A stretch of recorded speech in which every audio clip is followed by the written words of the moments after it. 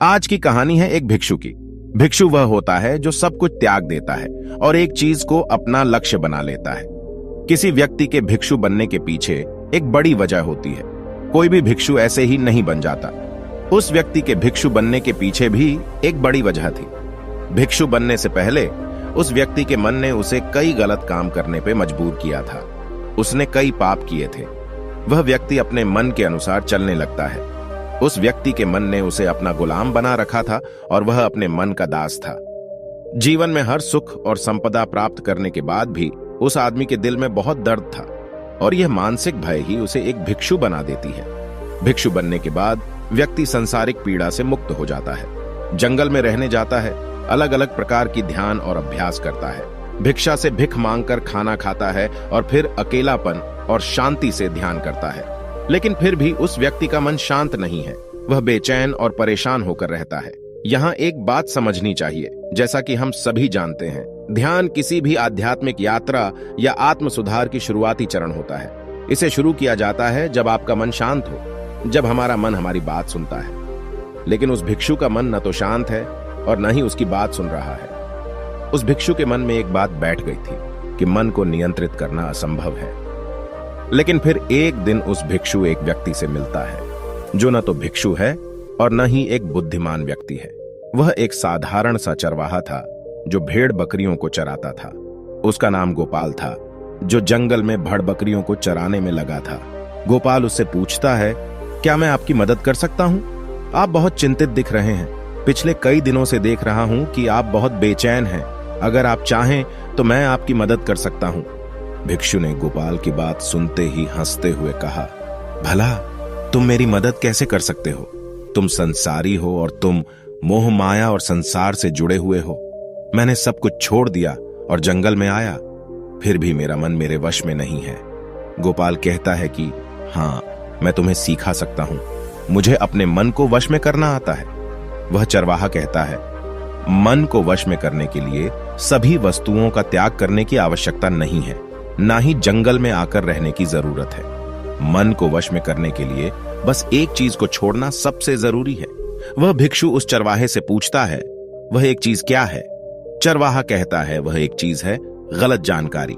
आज तक हमारे भीतर जो भी जानकारी गई है उसी ने हमारे मस्तिष्क और मन का निर्माण किया है। सन्यासी उस चरवाहे से पूछता है, परंतु वह कैसे?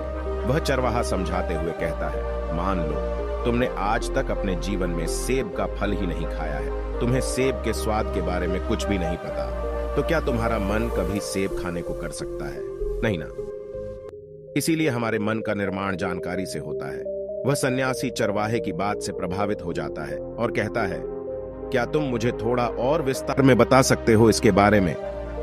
गोपाल भिक्षु को बताता है कि अगर तुम अपने मन को नियंत्रित करना चाहते हो तो मेरी बातें ध्यान से सुनो।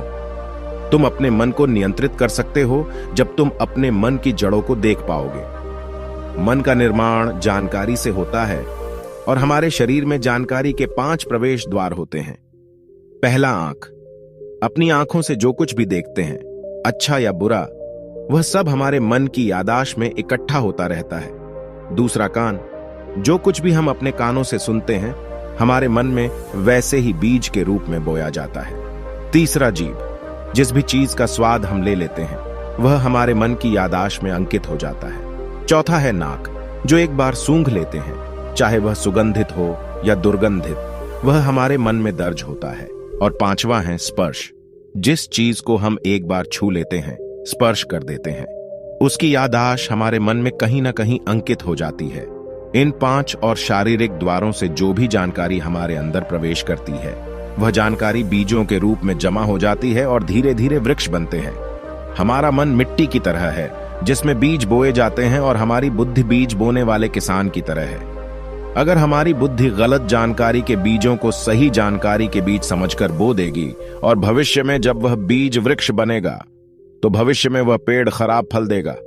हमारा मन एक उन्नति के काबिल किसी खेती की तरह है जिसमें हम जो भी बीज बोते हैं वह हमारे अंदर उग जाते हैं।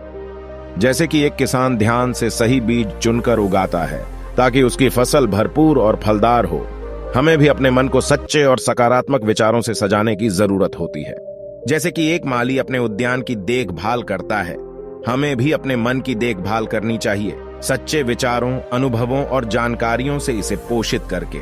इस तरीके से हम अपने अंदर एक समृद्ध भावनाओं, समझदारी और विकास के वृक्षों को खूबसूरती से फूलने देते हैं। तुम्हारा मन तुम्हारे बस में इसीलिए नहीं है क्योंकि तुमने पहले से ही अपने मन में बहुत सारे गलत बीज बो रखी हैं और अब वह बीज बड़े वृक्ष बन चुके हैं। वह सन्यासी उस चरवाहे से पूछता है, अब मैं क्या करूं? क्योंकि अब तक मैंने बहुत सारे गलत बीज बो डाले हैं और मैं उन्हें उखाड़ नहीं सकता। गोपाल भिक्षु से कहता है, तुम अब तक अज्ञानता और अनजाने में गलत बीज बो रहे थे, लेकिन अब से सच्चे मन से सही बीज बोना शुरू करो। अगर अंदर हजारों गलत बीज हैं तो क्या हुआ, अब तैयार हो जाओ लाखों सही बीज उगाने के लिए। तुम्हें बस ध्यान देना होगा, यह देखना कि इन 5 द्वारों के माध्यम से तुम्हारे अंदर कौन सी जानकारी जा रही है और जो जानकारी आ रही है वह सही है या नहीं। भिक्षु पूछता है, यह कब तक करना होगा? गोपाल कहता है, पूरी जिंदगी। जैसे तुम हर दिन अपने पेट को अच्छा खाना देते हो, ठीक उसी तरह हर दिन अपने मन को भी अच्छी जानकारी और सही विचार दो। जीवन में हर दिन, हर पल तुम्हारे सामने 2 विकल्प होंगे, जिनमें से एक सही होगा और दूसरा गलत, लेकिन तुम्हें हर बार सही विकल्प का चुनाव करना होगा। हमेशा याद रखना, सही चुनाव करने से तुम्हें अंदर दुख हो सकता है, तुम तकलीफ भी हो सकती है, लेकिन वह तकलीफ कुछ समय के लिए ही होगी। तो चाहे अंदर तुम्हारे कितना भी दर्द हो, तुम्हें हर बार सही विकल्प का चुनाव करना होगा। जितनी बार तुम सही चुनते हो, उतने ही अधिक सही बीज तुम्हारे अंदर बोए जाएंगे, और जिस दिन तुम्हारे अंदर सही बीजों की संख्या गलत बीजों की संख्या से अधिक हो जाएगी, उस दिन तुम्हारा मन तुम्हारे नियंत्रण में होगा। लेकिन उस दिन के लिए तुम्हें आज से ही अपने प्रयास को जारी रखना होगा। भिक्षु गोपाल के बातों को समझ जाता है।